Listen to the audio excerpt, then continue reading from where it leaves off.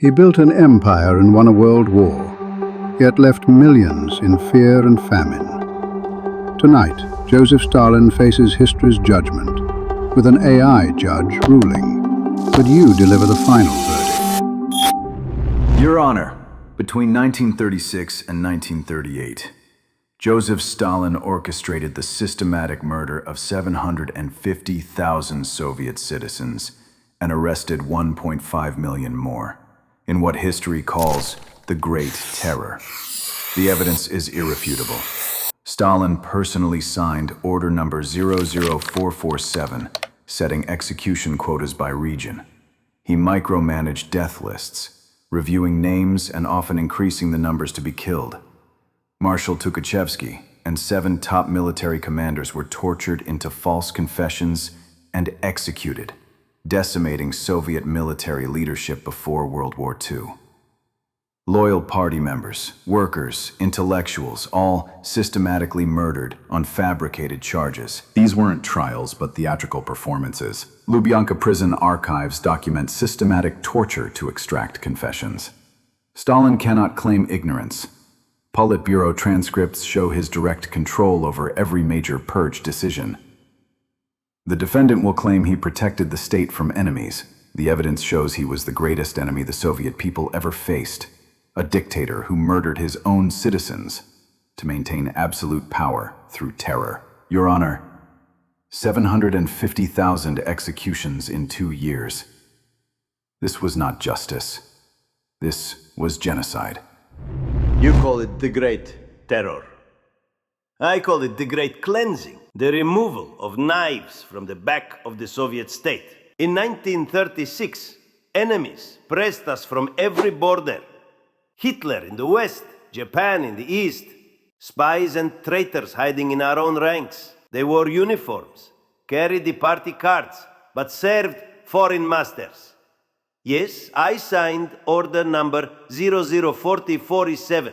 Yes, I reviewed death lists. A leader who will not strike his enemies before they strike him does not survive.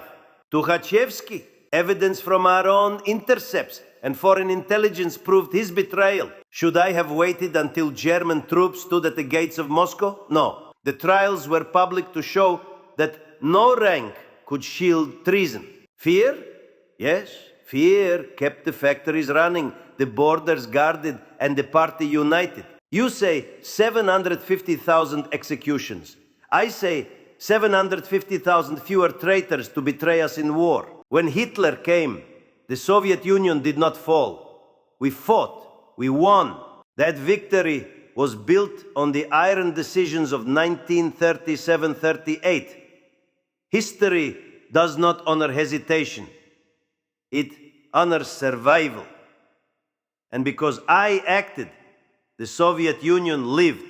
The prosecutor's claims of systematic murder and fabricated trials are supported by cited evidence like Order Number 00447, execution quotas, torture in Lubyanka archives, and Politburo transcripts showing Stalin's direct involvement in 750,000 executions and 1.5 million arrests. These indicate a campaign of terror targeting military leaders like Tukhachevsky on false pretenses. However, the defendant's response provides a logically coherent justification.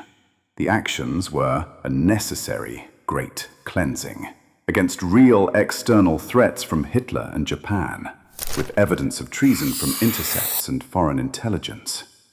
Stalin admits oversight, but argues public trials ensured unity, and the purges enabled Soviet survival and victory in World War II, preventing betrayal.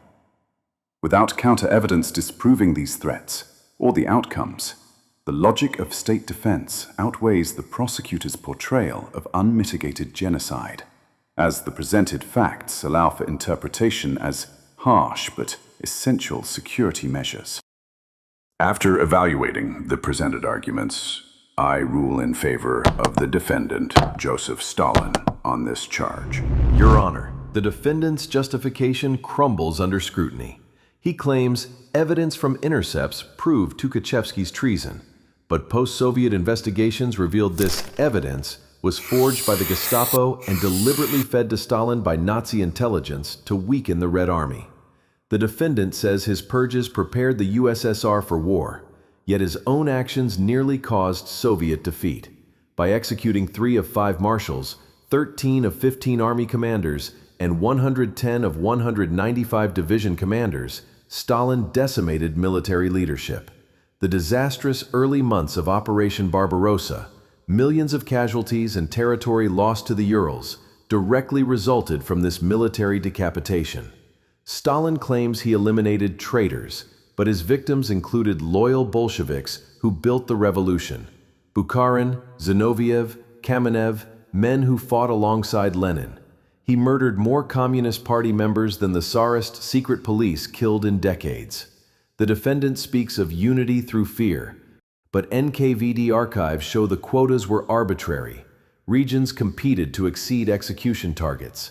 This wasn't surgical removal of enemies, it was indiscriminate slaughter to terrorize the population into submission. Your Honor, if Stalin's purges were truly about defense, why did he simultaneously purge the intelligence services that could identify real spies? Why execute the very people who could have warned of German attack plans? The evidence shows Stalin weakened, not strengthened, Soviet defenses through paranoid mass murder. Forged evidence? I acted on reports from multiple channels. NKVD intercepts, foreign intelligence, confessions from within the ranks. The Gestapo may have hoped to weaken us, but instead they helped remove those whose loyalty was already in doubt. You list the marshals and commanders executed, but the Red Army that stood at Moscow, that broke Hitler at Stalingrad, was led by the men who replaced them. These were commanders forged in loyalty to the state, not in personal ambition. Bukharin, Zinoviev, Kamenev, yes, they fought in the revolution. But a revolutionary who turns against the party line becomes more dangerous than any foreign spy. Sentiment does not shield betrayal. Quotas, they were a weapon to ensure no region became a nest for counter-revolutionaries. Where local zeal exceeded orders, it was corrected. But without pressure, many officials would have let enemies hide in the shadows. You say I weakened our defenses, I say the opposite. The treachery of 1937 would have been the collapse of 1941 had we not acted. The purges were not chaos, they were surgery. Painful, decisive, and necessary. And in 1945, the red flag over Berlin proved it. The prosecutor argues forged Gestapo evidence, mass purges, arbitrary quotas, and executions of loyal Bolsheviks crippled Soviet defenses. The defendant responds that intelligence came from multiple sources, purges removed conspirators, replacements forged the Red Army that won at Stalingrad, and quotas ensured no traitors hid. With no proof refuting Stalin's intelligence claims or the purge's role in ultimate victory, the defense's logic of harsh but necessary measures stands stronger. After evaluating the presented arguments, I rule in favor of the defendant, Joseph Stalin, on this charge. Charge 2. The Holodomor Genocide, 1932 to 1933. Your Honor, we now present evidence of Stalin's most calculated crime, the deliberate starvation of Ukraine, killing 4 to 7 million people through engineered famine. This was not crop failure. Ukraine produced surplus grain in 1932. Stalin's regime confiscated every kernel, creating artificial famine to crush Ukrainian resistance and identity. The clearest proof? Stalin's telegram, known as Smoking Gun to Kaganovich, states Ukraine is bad from the standpoint of party line, with 80% against Soviet power. His solution? Mass starvation. Stalin signed the Law of 5 Stalks. Stealing grain became punishable by death. He sealed Ukraine's borders, preventing escape. Blacklisted villages received no food, no trade, no mercy. Soviet records show 40,000 party activists sent specifically to extract grain through terror. They took seed grain, ensuring future famine. NKVD reports document widespread cannibalism. This wasn't collectivization. It was genocide. While Ukrainians starved, Stalin exported grain abroad for profit. Simultaneously, he destroyed Ukrainian schools, executed intellectuals, banned Ukrainian language. British journalist Gareth Jones reported, "I walked through villages where no dogs, cats, or livestock remained, only death." The defendant targeted Ukrainian national identity through systematic starvation, the textbook definition of genocide. Genocide? Nah. Famine struck not only Ukraine, but Kazakhstan, the Volga, Siberia. Hunger was the enemy of all Soviet peoples, born from drought, sabotage, and the old backward system we had to break or be destroyed. Ukraine's surplus? On paper, perhaps. In the fields, Kulak hoarders burned grain, slaughtered livestock, and sabotaged sowing, rather than join the collective farms. My telegram to Kaganovich spoke of this political sabotage, not a plan to starve a nation, but a warning to crush resistance that threatened the survival of the state. Yes, I signed the law of 5 stalks. In a starving country, theft from collective stores was treason. It meant soldiers and workers in the cities went unfed. Sealed borders and blacklists, they targeted the worst offenders. Villages that refused delivery while hiding grain. The state is one body. When one limb poisons the rest, it must be cut off. Seed grain was seized because it was hidden under false labels to evade quotas. Relief grain was sent when the harvest of 1933 improved. The archives record it. You call it destruction of Ukrainian identity. Yet we built Ukraine's industry, expanded its schools, and raised Ukrainian cadres into leadership. What we destroyed were nationalist separatists, backed by Poland and Germany. Millions died, a tragedy. But without collectivization, the USSR would have entered 1941, weak, divided, and defenseless. The sacrifice fed the future, and the future won the war.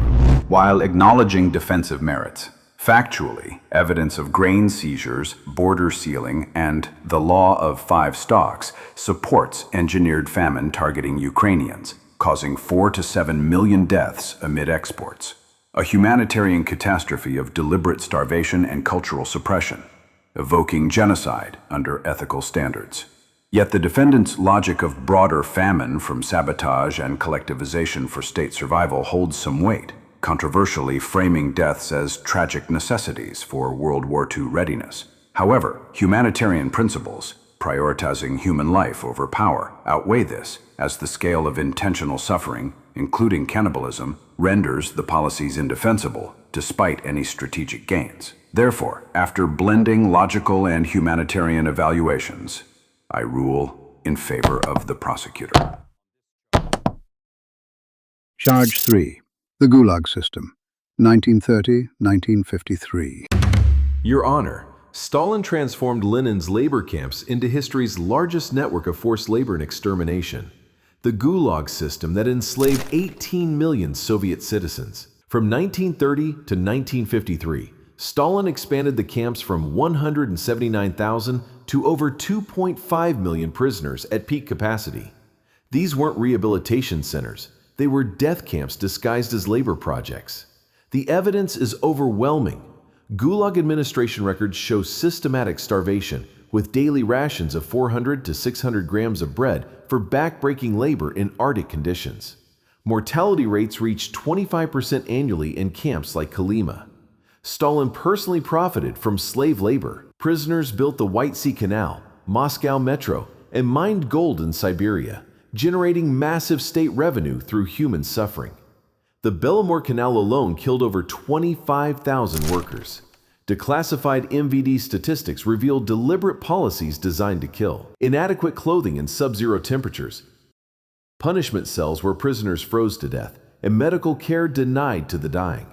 Political prisoners, religious believers, ethnic minorities, even children over 12 were enslaved in this system. Families destroyed, lives extinguished for Stalin's economic plans built on bones. Alexander Solzhenitsyn documented this horror in the Gulag Archipelago, a testament to millions who never returned home. You call it extermination. I call it the discipline and labor that built the Soviet Union from a peasant wasteland into an industrial power. Yes, the Gulag grew under my leadership. Why? Because the enemies of socialism, criminals, and parasites could not be left idle while the state needed hands to build canals, railways, mines. Every stone laid, every tunnel dug, every bridge built in the Gulag served the people, not the prisoner. You speak of Kolyma, of cold and hunger. Harsh conditions? Yes, because the camps were in the Arctic, the taiga, the tundra. We did not build them there for comfort. This was punishment and service to the state. Mortality? It was war with nature. Frost, disease, and sabotage took lives. But the Gulag also produced skilled workers who returned to society.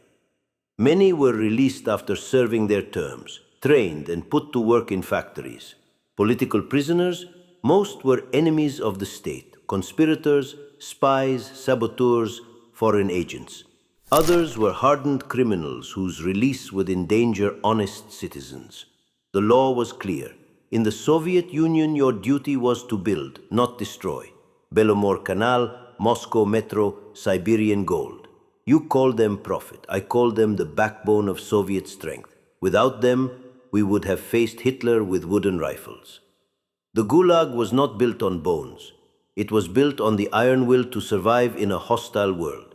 And it is because we endured, worked, and punished that the Soviet Union stood victorious in 1945. Evidence of expansion to 2.5 million prisoners, 25% mortality in Kolyma, starvation rations, and slave labor for projects like Belomor Canal, 25,000 deaths, depicts a humanitarian catastrophe of systematic extermination, enslaving 18 million, including innocents, for economic gain, as per Solzhenitsyn and MVD records. The defendant's rationale frames it as disciplining enemies, conspirators, spies, criminals, whose labor built essential infrastructure, canals, metro, gold, on iron will, enabling World War II victory with releases and training for some. Yet humanitarian principles decry the deliberate cruelty and scale of deaths as indefensible, outweighing strategic survival logic despite controversial justifications. Blending logical and humanitarian evaluations, I rule in favor of the prosecutor while acknowledging defensive merits. Your Honor, we have presented overwhelming evidence of Stalin's systematic campaign to destroy human dignity and life itself. The defendant stands guilty of genocide, crimes against humanity, and the deliberate murder of his own people on an industrial scale. The numbers tell the story. 750,000 executed in the Great Terror, 7 million starved in Ukraine, 18 million enslaved in the Gulag system. Conservative estimates place Stalin's victim count at 20 million Soviet citizens, more than Hitler's Holocaust. But this case transcends statistics. Stalin didn't just kill. He perfected the science of human suffering. He weaponized hunger, industrialized murder, and transformed the state apparatus into a machine for destroying lives. The defendant claims necessity, survival, building socialism. Yet he murdered more socialists than any capitalist ever did. He weakened his own military, starved his own people, enslaved his own citizens. Stalin's greatest crime wasn't ideology. It was the cold calculation that human beings were expendable resources for his power. He turned an entire nation into his personal slaughterhouse while claiming to build paradise. Your Honor, history's judgment is clear. Stalin ranks among humanity's greatest monsters. A dictator whose legacy is measured in unmarked graves, shattered families, and the screams of millions who died for his ambition. Justice demands conviction. The prosecutor recites numbers as if they stand alone, without the world that produced them. Numbers without context are weapons of lies. Yes, I fought enemies within and without. Yes, I used force, fear, and discipline. And because of that, the Soviet Union did not vanish like the Romanovs, like Kerensky's Republic, like France in 1940. You say 20 million dead? I say tens of millions alive, because we industrialized in a decade, because we armed before Hitler struck, because we tore the old feudal order from the roots. A single death is a tragedy. 1,000,000 deaths are a statistic. History does not honor the gentle who fail. It honors the victors who endure.